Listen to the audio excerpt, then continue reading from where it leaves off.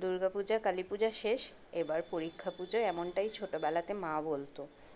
তো কাল তো বিসর্জন ছিল। সারাদিন বাড়ির কাজ করে, রান্নাবান্না করে, একে বৃহস্পতিবার পুজো করে সব শেষে খেয়ে দিয়ে ওঠার পরে আর শরীর দিচ্ছে না যে মায়ের বিসর্জন দেখতে যাই। কিন্তু সেই মন মানছে না।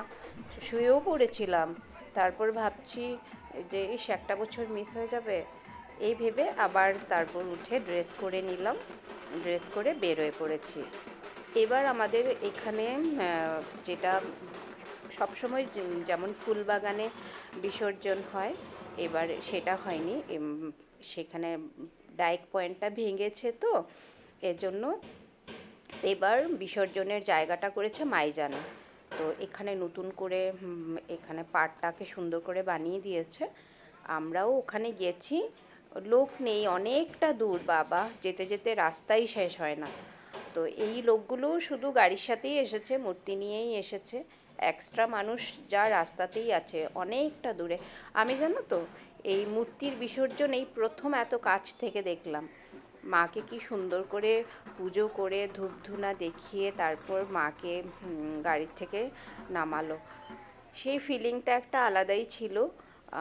এত মানে কষ্ট লাগছিল মাকে যখন নিচে নামিয়ে এরকম করে যখন ফেলে দিল নিচে, তখন মানে কেমন যেন আমার চোখ থেকে জল বের হয়ে আসলো।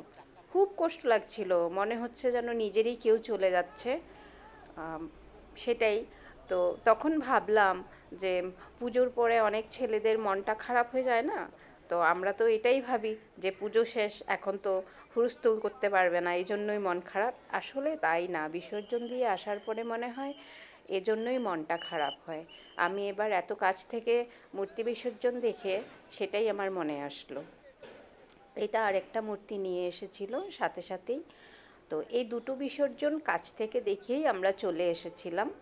আর ওখানে দাঁড়িয়ে থাকিনি। এত মানে নতুন করে ঘাটটা বানিয়েছে না, ভীষণ পোকা, আর পোকা কানে টানে দিয়ে ঢুকে যাচ্ছিল।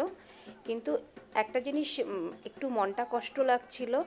এই মূর্তিটা যখন বিসর্জন দেওয়ার জন্য এখানে এরকম করে নিচে যে রাখলো, তখন না মূর্তিটা আর বিসর্জন দিতে পারছিল না, ফেঁসে গেছিলো বাঁশগুলোর মধ্যে।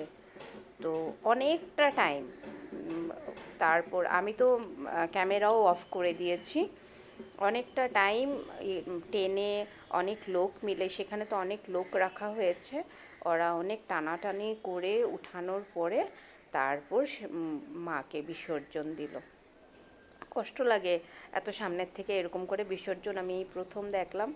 তো এত সুন্দর করে পুজো করে শেষে এইভাবে যে জলের মধ্যে ঠেলে যখন দেয় তখন বেশিই খারাপ লাগে। তো এই হলো বিসর্জন। নতুন ঘাটটাও তোমাদের দেখালাম। তোমরা সবাই ভালো থেকো, সুস্থ থেকো। অনেক ধন্যবাদ ভিডিও দেখার জন্য। আর মা সবার মঙ্গল করুন। তারপর এই বাড়ি চলে যাচ্ছি। Bye bye.